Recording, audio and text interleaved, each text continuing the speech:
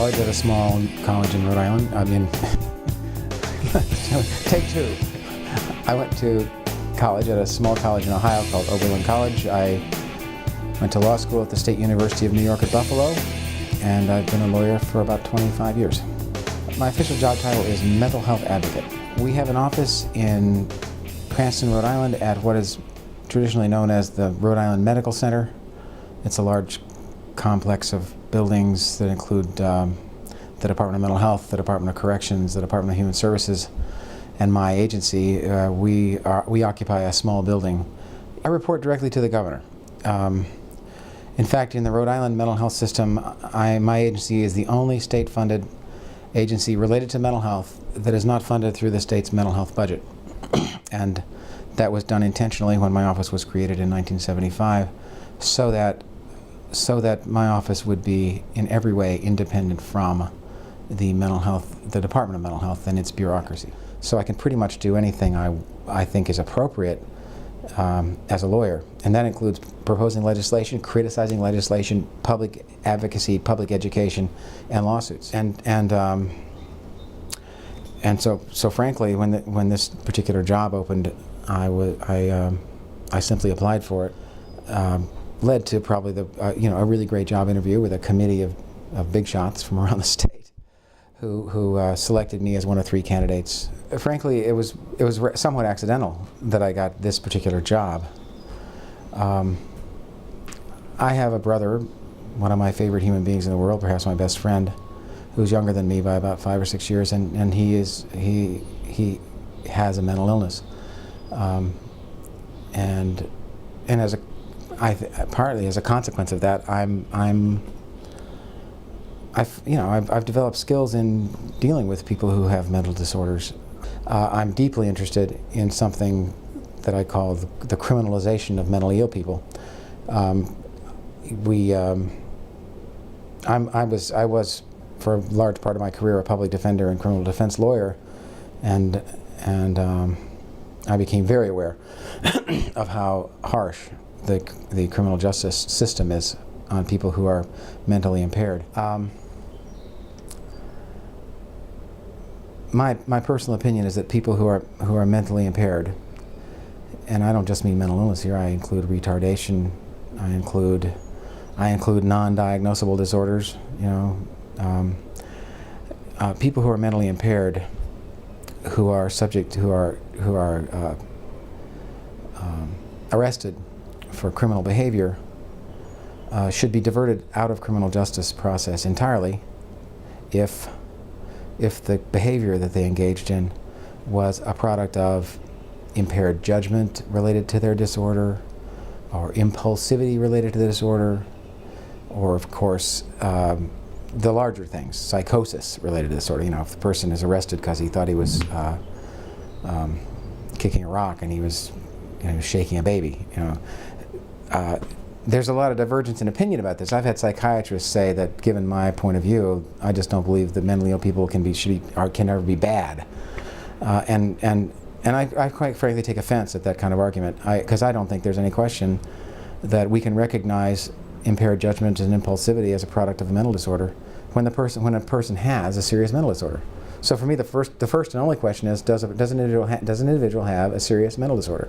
And if the answer to that question is yes, well then you should be able to push a button on the wall that says, this door, door A opens and you're going through a therapeutic process as opposed to a criminalization process.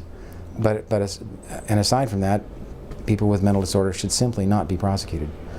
America doesn't need new laws to protect mentally ill people, it needs lawyers. Well, first of all, I have a really tiny office, so it almost becomes, if I use a big word, it becomes eponymous. Also, I tend to, I really wish that my colleagues in the public service community of lawyers, legal aid, protection and advocacy, would take a long, hard look at how many cases they refuse and how many people they don't serve. And I don't know the answer to that question. I frankly wish that every lawyer in public service of this kind was a young, aggressive lawyer burning with a desire to work hard. it's gotten sort of institutionalized over the last 25 years, where people treat it as a career. They work 35 hours a week, they take their paycheck home, they buy a house, they have a family, which is of course not immoral, but it does tend to reduce your impact. The inquiry was what would improve my ability to perform, to do this job. It's always a question of resources. We have so few resources that I actually don't manage the office at all. I'm the boss, but I'm actually the staff. I do I'm supposed to do administration, and what I do is operations because we have no resources, and that's fine too. I would if I had 100 employees, I would certainly want to be involved in operational things. I know for a fact that the quality of care in the state mental hospital has declined in the last 10 years because up until 10 years ago, someone from my office walked the floors every day. And when that person stopped doing that, I truly think that staff got more relaxed about watching TV on shift, smoking cigarettes inappropriately, being rude to clients, to patients. And every 5 or 10 years, we write something called a mental health plan. And we recently went through that exercise in this state, to read the mental health plan is to go through an exercise of lazy priority setting. Rights, when you think about rights, you think about like the right to vote and the right to dignity and privacy, and those are all rights too. But I think in the context of talking about mental health, an important first right in a state system is whether you got the right to treatment. Forgive me, but that means you got the right to be weird. Okay? Ordinary citizens don't get hassled if they walk around wearing one shoe and one sock. They don't get hassled if they wear bizarre clothes. The truth about those rights that are so beautifully written is that they're conditional rights. The truth about those rights, the right to privacy and dignity in a mental health facility, is that you can't be denied privacy and dignity or your own clothes as a condition of admission to a facility. But friends and neighbors, once you're inside the facility, if you become agitated, you're going to discover that you don't have any privacy anymore, because all it takes to deprive you of privacy is a progress note in your medical chart which says patient agitated and bothering the staff.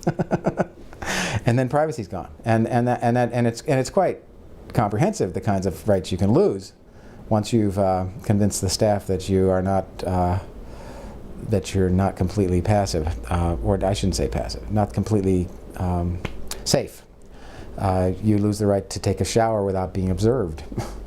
You lose the right to close your bedroom door. You lose the right to have shoelaces in your shoes, and in fact, you lose the right to your shoes. So I think it's actually, in some ways, it's unfortunate that we've written all these grandiose rights down, because when you're entering a hospital, you might get the terrible misimpression that in fact they can't do these things to you. And I guess those things have a clinical meaning. Compliance, which of course means, do you take your medicine? Do you keep your appointments? Do you follow a treatment plan? In the state of Rhode Island, there's two kinds of no, I'm not going to say it that way. There's two kinds of involuntary treatment. One is an involuntary hospitalization in an emergency, which really technically is not a commitment, even though it's called an emergency commitment. It's technically not a commitment because no judge enters an order, no permanent record is kept that someone could check, no rights are lost. Like if you've been committed technically and by a judge, you actually lose the right to buy a weapon, for example. But so there's an emergency commitment is not that kind of commitment. An emergency commitment is really just an emergency hospitalization, and it's regulated by law. And the law in our state says that you can be held up to 3 days for an evaluation, and that after 3 days you shall be discharged if a psychiatrist does not conclude that you are in need of immediate care and treatment in a facility. 95% of people who get hospitalized involuntarily wind up being in the hospital for less than 10 days pursuant to these emergency hospitalizations. An emergency commitment ends by law in Rhode Island after 10 days. In fact, more often, in a large majority of commitment cases in Rhode Island, it means you are discharged from, being committed is a part of being discharged from the hospital. You're discharged from the hospital to what's called an outpatient order. Your treatment is supervised by a mental health center. You live in your own apartment. You have people knocking on your door once a day to give you your medicine, and otherwise you're pretty free to go about your business. That's commitment in Rhode Island. Wow, the National Alliance for the Mentally Ill. I don't know if I can really express what I think would be a single purpose for such an organization. I perceive the National Alliance for the Mentally Ill as being a very well-organized advocacy agency, and I think that's an important piece of its mission. And by advocacy, I mean, I think the organization advocates very passionately for appropriate treatment for people who have mental disorders. I see that as a central role. I also think that NAMI, being an American institution, has this marvelous American quality of practicality, and I find NAMI getting involved. I'm on the news. I get a daily email from somewhere in NAMI which talks about legal referral panels and opinions about the right to work work passes in the Social Security system, and just all kinds of legislative sophistication. I think it's very important that NAMI should serve as a support system. In my job, I've encountered it is common to encounter families who both lack the skills to cope with a mentally ill family member, but also are really unsophisticated about how to use the system. And a lot of those families really need someone to step in to help them. And of course, I can't do that role because I represent the patients, and a group like NAMI can. And I think that's another important function for NAMI.